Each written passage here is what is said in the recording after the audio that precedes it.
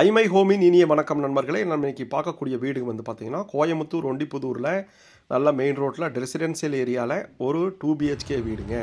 2.25 சென்ட்டில் உங்களுக்கு 1200 ஸ்கொயர் ஃபீட்டில் அட்டகாசமாக கட்டியிருக்கக்கூடிய ஒரு 2 BHKங்க. கீழே ஒரு பெரிய ஹாலுங்க, 20க்கு 10 அப்படிங்கிற அளவில் கிச்சன் வித் டைனிங் அப்படிங்கிற மாதிரி பிளான் பண்ணியிருக்காங்க. கீழே ஒரு பெரிய பெட்ரூமுங்க, 10க்கு 11 அப்படிங்கிற அளவில் அமைஞ்சிருக்கு.